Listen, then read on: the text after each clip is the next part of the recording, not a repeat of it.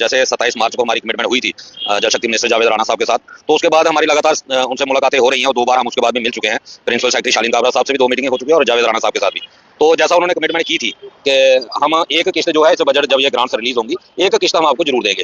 तो पिछले दिनों भी हमारी जब मुलाकात हुई तो उन्होंने साफ कहा है कि भाई मेरी भी कोई जिम्मेवारी है, मेरी भी कोई इज्जत है, मैंने ऑन मीडिया बाइट दी हुई है कि मैं आपको पेंडिंग वेजेस दूंगा, आप निश्चिंत रहें, मैं उसमें लगा हुआ हूँ और सीएम साहब से बात हो चुकी है और जल्द ही जैसे ये ग्रांट्स रिलीज होंगी आपको पहली किस्त जो है 101% मिलेगी। और लगातार वो उन्होंने साफ कहा है कि मैं लगातार इस कोशिश में हूँ कि 2 इंस्टॉलमेंट के अंदर ही आपकी वेजेस जो है पेंडिंग जो है वो क्लियर हो जाए। लेकिन मुझे लग रहा है कहीं ना कहीं जो इनके बिजनेस रूल फाइनल होने थे वो अभी तक फाइनल नहीं हो पाए हैं, जिस वजह से ग्रांट्स अभी तक रिलीज नहीं हुई हैं। तो उम्मीद करते हैं कि मुझे लगता है कि शायद इसी अप्रैल महीने के अंत तक कहीं ना कहीं ये जो ग्रांट्स रिलीज हो जाएंगी, तब सरकार का सारा जो है वो हमारे सामने आ जाएगा कि सरकार अपने वादे पे खरा उतरती है या फिर एक बार डेली वेजर को अप्रैल तक का समय। मुझे लग रहा है कि अप्रैल में, जैसा कि पिछले इतिहास में होता है कि अप्रैल में ग्रांट्स रिलीज हो जाती थी।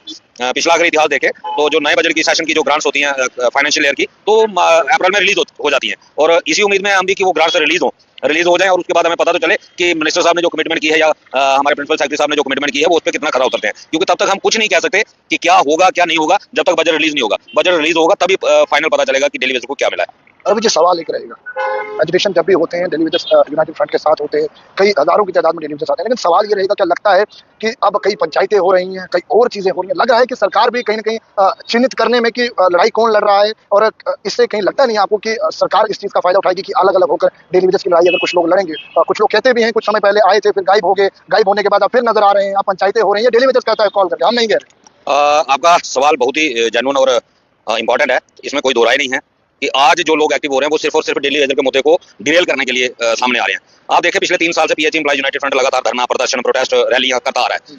जब तब कोई ग्राउंड के ऊपर कोई ना महापंचायत थी, ना कोई पंचायत थी, ना कोई बड़े बड़े नाम अब सुनने में आ रहे हैं कि बड़े बड़े पुराने रिटायर्ड लीडर भी आज ग्राउंड पे नजर आ रहे हैं। कोई वेलकम कर रहा है, कोई महापंचायत को सपोर्ट कर रहा है, कोई मिनिस्टरों से मिल रहा है। तो मैं एक सवाल पूछना चाहता हूं इन लोगों से कि भाई साहब आप पहले कहां थे? 10 मार्च से पहले आप लोग एक्टिव क्यों नहीं हुए? आखिर क्या कारण हो गया कि 10 मार्च को जब पीएचई एम्प्लॉयज यूनाइटेड फ्रंट के लोगों पे लाठीचार्ज हुआ, 11 तारीख को उमर सरकार मजबूर हो गई कमेटी बनाने के लिए, सीएम साहब ने हाउस के अंदर कमेटी का गठन कर दिया और डेडलाइन दे दी कि अगले बजट में हम डेली वेजर की रेगुलाइजेशन कर देंगे, 6 महीने के अंदर कमेटी रिपोर्ट दे देगी और अगले बजट में मैं खुद खड़े होकर यहाँ बताऊंगा कि हमने डेली वेजर के लिए क्या किया है। तो उसके बाद सारे ये एक्टिव हो रहे हैं। मजा तो तब था अगर ये डेली वेजर के हमदर्द थे तो पिछले 10 मार्च से पहले एक्टिव होते। और फिर कर क्या रहे हैं? एक तरफ जावेद राणा साहब हमें जल शक्ति मिनिस्टर बुलाते हैं, इनवाइट करते हैं, हमारी नेगोशिएशन होती है, कमिटमेंट्स होती हैं, इन राइटिंग में आता है, वो पब्लिक डोमेन में है सब कुछ। उसके बाद मिलते किसको हैं? फिर उन्हीं जल शक्ति मिनिस्टर जावेद राणा साहब को। लगता है ना इससे जावेद राणा के दिमाग, मिनिस्टर के दिमाग में भी आएगा कि आखिरकार ये लीड कर रहे हैं या ये लीड कर रहे हैं, उससे कहीं ना कहीं सरकार को भी प्रॉब्लम आएगी मसला हल करने में। बिल्कुल प्रॉब्लम क्रिएट करने का तो उनकी मंशा है, क्योंकि अब 8वें पे कमीशन की कमेटी सेंट्रल गवर्नमेंट ने बना दी है। जनवरी में 8वां पे कमीशन लागू होना है। अब ये जो पुराने लोग बड़े बड़े बैनरों के लीडर जो अपने आप को कहते हैं, 2014 में 2 मुद्दे थे, डेली वेजर का और 58 साल से 60 साल की रिटायरमेंट एज करना। तब इन लोगों ने उमर साहब को मजबूर किया था कि आप डेली वेजर के मुद्दे को पेंडिंग रहने दो और हमारी रिटायरमेंट एज 2 साल के लिए बढ़ा दो। तब इन्होंने डेली वेजर को गला काटा। अब फिर इनको पता है कि जब तक डेली वेजर हमारे साथ नहीं आएगा हमें 8वां पे कमीशन नहीं मिलने वाला। अब ये डेली वेजरों के कंधे ढूंढ रहे हैं कि डेली वेजरों के ऊपर कंधों पे बैठ के हम लोग अपना 8वां पे कमीशन लागू करें। एक हमारे पॉलिटिशियन जो अभी एमएलए की इलेक्शन हार के आए हैं, 432 वोट टोटल लेके, वो आज आके डेली वेजर के हमदर्द बन के महापंचायत बुला रहे हैं। भाई साहब जब आपने डेली वेजर की नौकरी छोड़ दी, आपको क्या दर्द है डेली वेजर का? जब आप डेली वेजर थे तब तो आपने डेली वेजर का खूब शोषण किया, अब आप हमदर्द बन के आगे हो। क्योंकि ऐसा भी लग रहा है कि अब मुद्दा सॉल्व होने वाला है, मुद्दा सुलझने वाला, तो अब एंड पॉइंट पे आके टीआरपी क्रिएट करें या क्रेडिट ले लें, ऐसा कुछ। क्रेडिट ले लें उसमें हमें दिक्कत नहीं है, लेकिन वो क्रेडिट का भी मसला नहीं है, वो सिर्फ मुद्दे को भड़काना चाहते हैं। जब सामने दिख रहा है, आपने देखा होगा, आप लगातार हमें कवर कर रहे हो। अभी थोड़ी देर पहले जब तक ये जम्मू कश्मीर में असेंबली चुनाव नहीं हुए थे, डायरेक्ट इनडायरेक्ट बीजेपी की सरकार थी और हमने खूब बीजेपी का विरोध किया, डट के विरोध किया।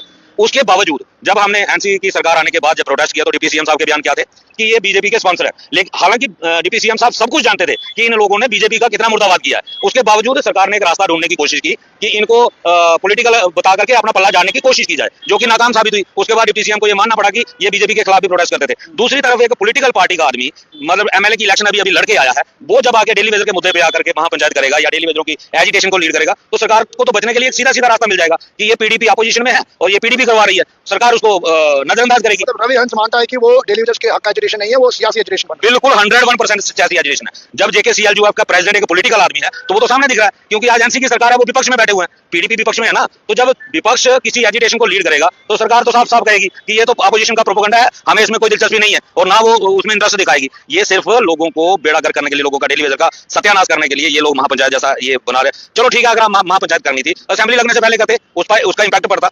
सीएम साहब ने घोषणा कर दी, सीएम से बड़े या तो एलजी साहब थे या फिर होम मिनिस्टर और या प्राइम मिनिस्टर। आपने महापंचायत बुलाई, आप बुलाते प्राइम मिनिस्टर साहब को, मैं भी अप्रिशिएट करता, आप बुलाते होम मिनिस्टर को, मैं भी अप्रिशिएट करता, क्योंकि जब सीएम ने कमिटमेंट जो करनी थी कर दी, जो उनके हाथ में था उन्होंने कमेटी बनानी थी बना दी, उन्होंने अगले बजट का वादा कर दिया। आप उसके बाद आप नीचे वाले लोगों के पास जा रहे हो, महापंचायत में आ जाओ। सवाल मेरा ये भी, आपकी बात भी मैं समझ रहा हूँ, सवाल तीखे भी जरूर है, उनसे भी पूछूंगा, लेकिन जाहिर सी बात है, जब आपको टाइम दे दिया, आपने लाठियां भी खाई, खून भी निकला, कई लोग इंजर्ड भी हुए, हमने भी देखा, लेकिन जब मुद्दा चल रहा है, अभी सरकार से बात हुई, सरकार ने समय मांगा है, इस समय के दौरान महापंचायत करना तो बनता नहीं था, या इस तरह की ओवर एजुकेशन करने की जरूरत ही नहीं, उन्होंने समय दिया है, समय देना पड़ेगा, 6 महीने का समय मांगा, वो देना पड़ेगा। पेंडिंग वेजेस को लेकर आश्वासन दिया जा रहा है आपको, और वो आप कह रहे हैं कि जल्द अप्रैल में जब तक ग्रांट्स आएंगे तो मिल जाएगा, लेकिन इस तरह से करना क्या लाजमी?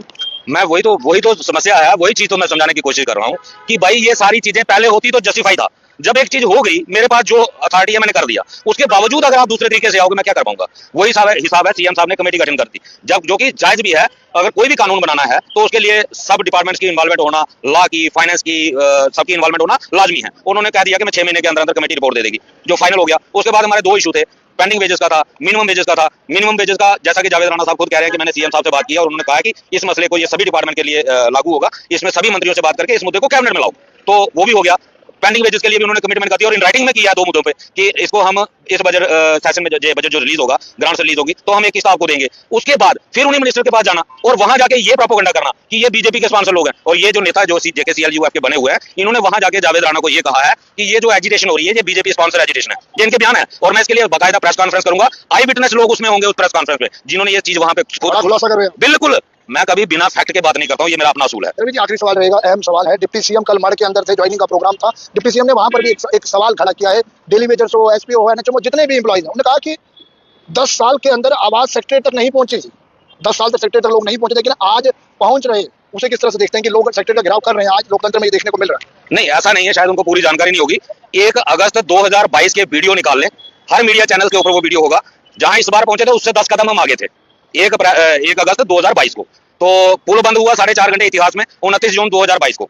ये उनको देख लेना चाहिए, ऐसा नहीं है। हाँ, ये भी जरूर है कि आज लोकतंत्र है, आज उस वक्त ये मानने वाली बात है, उस वक्त हमारी सुनवाई नहीं हुई, ये सच्चाई है, इसमें कोई दो राय नहीं कि उस वक्त सुनवाई किसी ने नहीं की। अगर शायद चुनी हुई सरकार होती, 29 जून जिस दिन 4-4.5 घंटे पुल बंद रहा था तवी ब्रिज, तो शायद उसी दिन सरकार फैसला कर देती, ये इसमें कोई दो राय नहीं। लेकिन लड़ाई तब भी जारी थी, आज भी जारी है, और तब तक जारी रहेगी जब तक डेली वेजर के साथ इंसाफ नहीं होगा। बहुत शुक्रिया समय देने के लिए। रवि हंसी मेरे साथ है। लड़ाई तब तक जारी रहेगी जब तक डेली वेजर्स के मुद्दे पर सरकार